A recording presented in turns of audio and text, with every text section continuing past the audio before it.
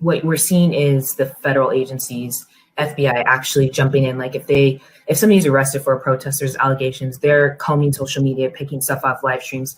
And before SPD even has the ability to write up the report to send it to KCPAO, King County Prosecutor's Attorney's Office, for referral to see if they're going to seek out to charge individuals, the feds are jumping in and snatching people and then holding them in federal custody.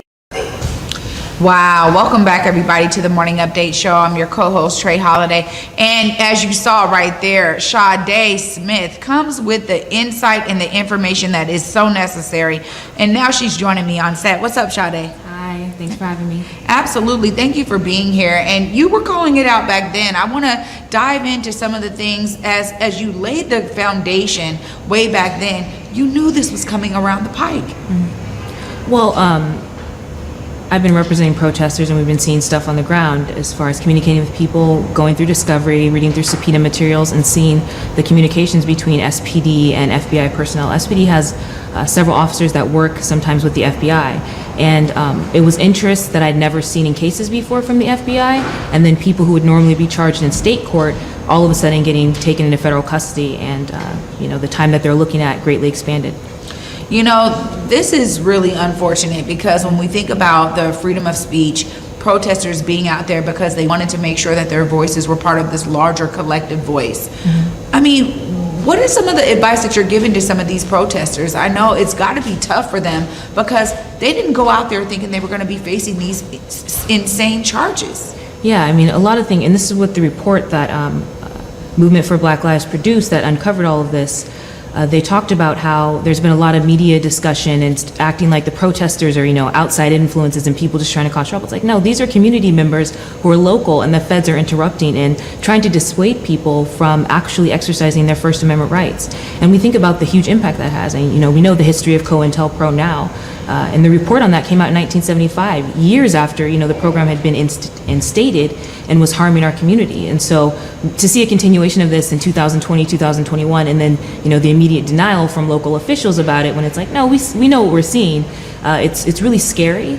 And it's kind of puts in a context, how this thing can happen right in front of our faces and our community members just get ghosted.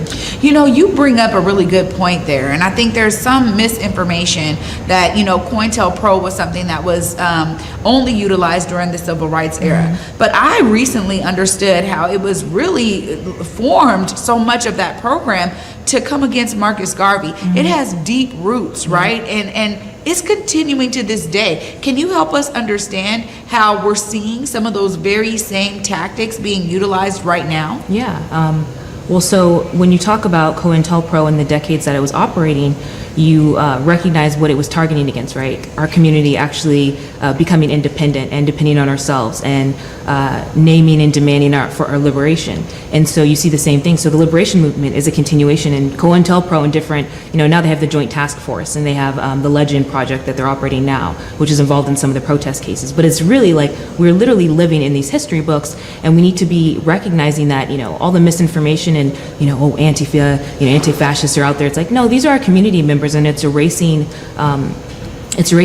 Black leadership and on the ground organizers who are really bearing the brunt of these ridiculous federal prosecutions. And in federal court, I think it's really important to know that if they charge you with some type of conspiracy, what they do is you are not only charged with a conspiracy, but you get the same actual punishment as the person who would be the ringleader. So there is no conspiracy when you're in state court would drop you down a level, get conspiracy to a class A would be a class B or something like that. That's not how it works in the feds. And so they're just anybody in a protest, how many people are in these protests, right? Thousands of people, hundreds of people, and all of a sudden you're becoming jointly responsible for activities of people you don't even know, and they do this intentionally. And what they did with these protest cases, which I find quite disturbing, is that they expanded federal jurisdiction for it. And so cases that they would, again, not be interested in, 92.6 of the cases that were filed in federal court, they were normally under state court jurisdiction. And so they were just grasping at straws to, and what they do also in federal court is they stack the charges.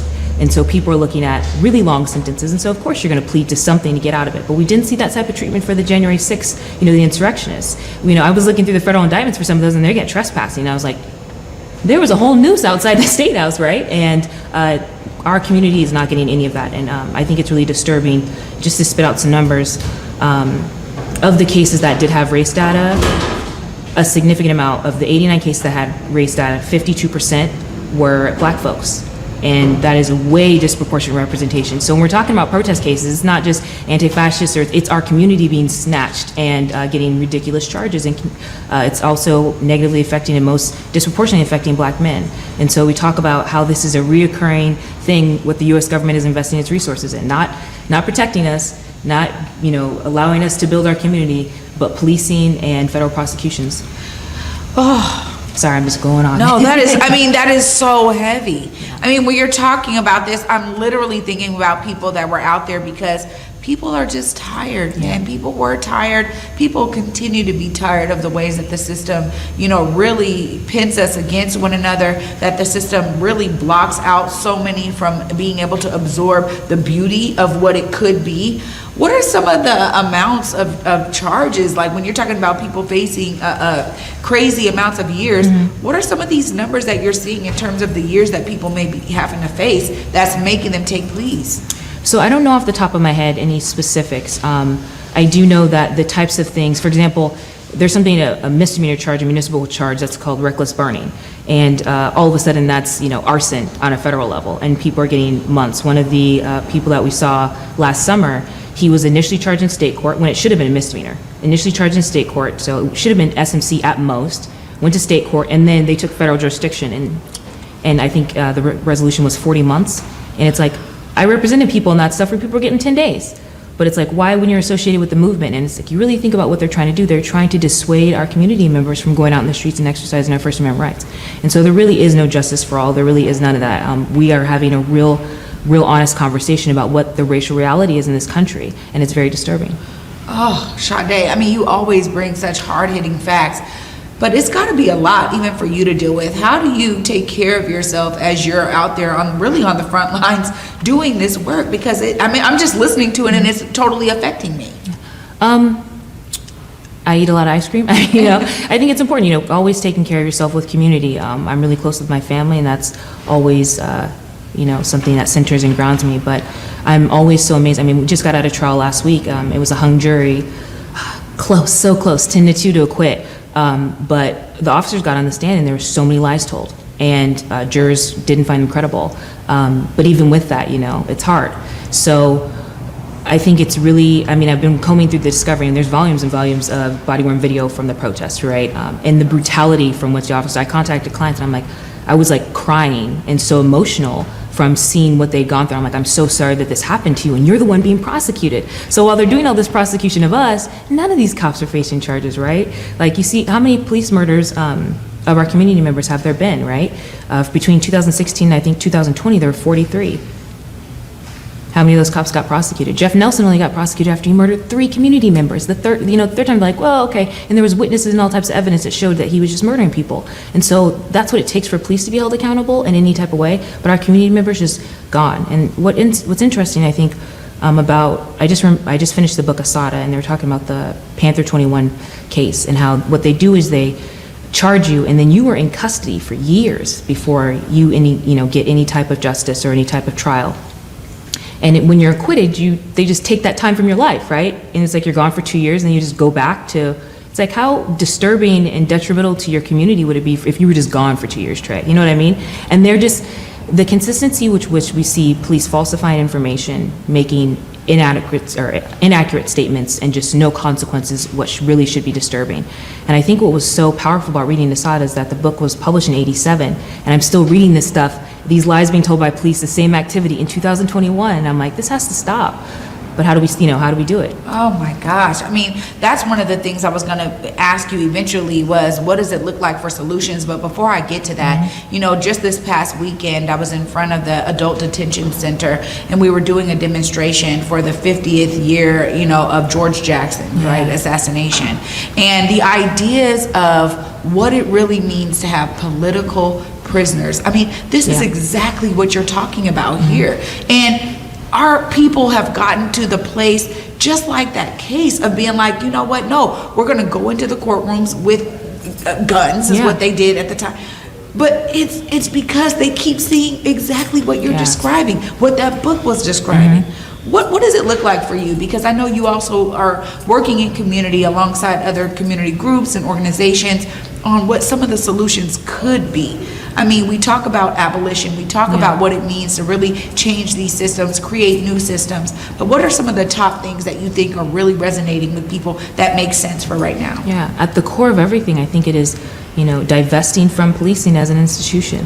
And, policing has had 150 years, right after the Emancipation Proclamation, right after slavery ends, we get this increase in policing, we get the black codes, we get everything, we get the start of mass incarceration. And it is literally the same continuation of activity of snatching people off the street, making them work. There's tons of products and factory work that's done inside of prisons, and they're stealing people's labor, just like, another institution that we wanted abolished. And so can we recognize that these are the same things, and we need to step away from them? And, the information is funny because policing is not a permanent thing. It is a fairly new institution and very specialized to the United States. The world does not do this. I was in Gambia for a month. Police don't have guns. People are just chilling. It is not real, and we can step away from that. And if we really want to talk about public safety, let's have a conversation about public safety, but let's not invest in institutions that destroy and harm our communities, and we can do something different. And the best way to do that is take those funds and distribute them to people who need it and provide resources. We talk about, treating the whole person a lot here, and we've had many guests on that come with their expertise and their knowledge. And I think it's so important for folks to hear that resonating message, because again, I feel like so many people took to the streets to be out there. Last week, I was at a dinner, and a woman was describing how her son is an officer in another state. And he was explaining how with our new laws in Washington State being leading in the nation with, us really holding police accountable, Washington State is now the #1 state in the country where no police want to come. And I feel like I had to breach this with you, because it's also a part of the work of listening to people on the ground. Yeah. Who have said, this system does not work for us. We need to be doing something differently. And sometimes people think like, oh, down in Oregon, they're the most radical. But we've actually pushed policy and legislation. So I see that being a part of the change. What do you think in terms of that major police package that we were able to pass? It seems like it's a step in the right direction. Yeah, so there's a conversation, there's always a conversation between reform and revolution. What is your end goal? If your end goal is to make things a little bit better, then there are some reforms that will help with that. If your end goal is to make sure your community's safe and that we have a future that we can all be invested in and be safe in, then it's going to look a little bit different. And the fact that police don't want to come to a place where it's going to hold them accountable should tell you everything you need to know about the institution of policing. It is not for community, they're a self-interested party. And so because of that, it's like if you have such great power as a police officer. Your word puts people in prison. You take away people's liberty. That is something we recognize as the foundation of our existence, our freedom to exist. And so when you have that power, you have to have a great responsibility, right? You have to have accountability. And if you don't want that accountability, you do not deserve that power. And what happens in an institution like policing, and something that's been so fundamental to the US because we haven't dealt with our racial issues, it seeps into everything. And we have to pull it up from the root. And so until people, want to act right, until these institutions are going to do right, they don't deserve to exist. And we don't owe anybody the right to, be an occupying force in our neighborhoods. That's not for you. Like, we keep us safe. It's always been that way. So, wow. So in terms of your expertise, your knowledge, everything you've been seeing out there in these cases, as people still have issues and want to take to the streets, what are some of the things that you would tell them in terms of protecting themselves from, what's happening right now on the legal side? So I tell people to leave their cell phones at home. I've had clients whose cell phones have been rifled through. They get their property back after being let out of jail, and all of a sudden SIM cards are pulled out. I was like, what kind of search is going on? You know what I mean? No warrant yet. And I just don't trust the police whatsoever. And I say that when I initially got into when I initially went to law school, I didn't know about the expansive history. I was like, oh, okay. When I became an attorney, everything I'm talking about is stuff that I've seen firsthand. I wouldn't believe it if somebody just told me. I can't. It's just too bizarre. I'm like, COINTELPRO, and like Joint Task Force for Terrorism and expansive state power and surveillance. They're like, what are you talking about? That's crazy. It's like, no, this is real life. So keep your cell phones at home, because that's how people get caught up. I would also say, make sure you have an exit plan, communicate with people, wear goggles, protective gear. SPD and it's a lot of the police in Oregon as well.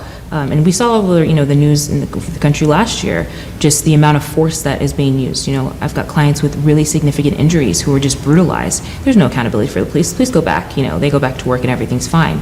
And I would also say, don't talk to them.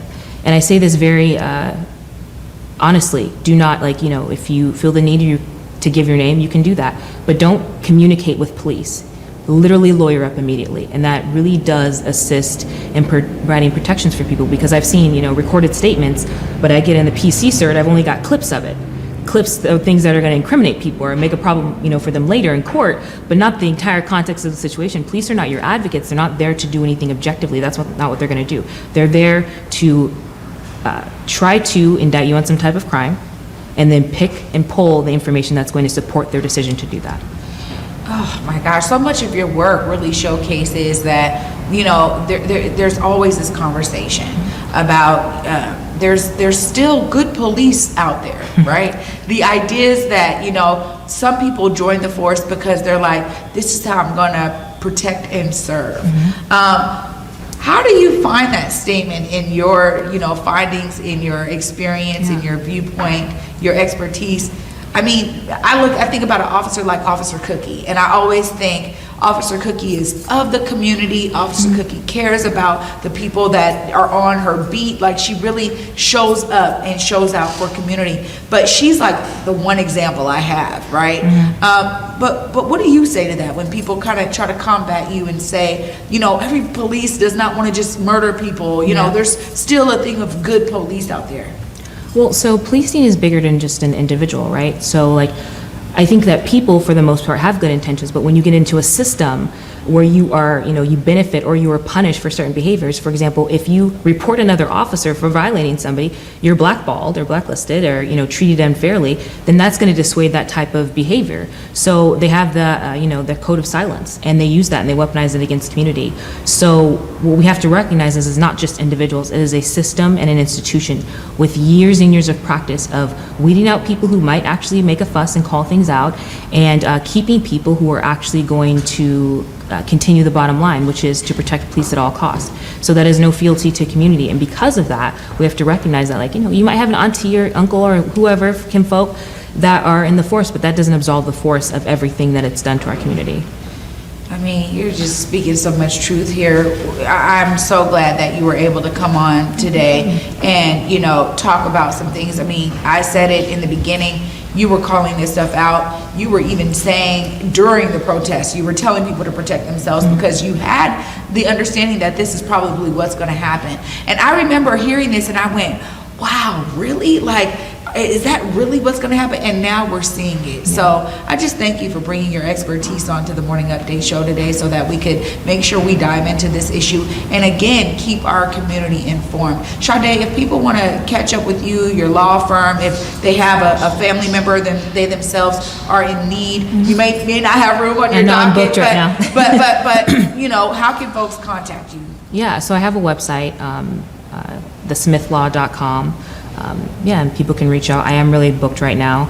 I did want to add that, the city attorney's race is happening. Vote Nicole Thomas Kennedy, a real person who is going to be working to advocate for not prosecuting misdemeanor offenses. And that's a really big deal, and the impact is going to be really big. So I would encourage that for voting. Well, thank you so much, Sade. Yeah, we're here and we're all about the no excuses. So we want to make sure people hear that message. We really appreciate you and your expertise and everything you're doing out there in community for all of these people that were just trying to utilize their voices. Thank you so much. Thank you.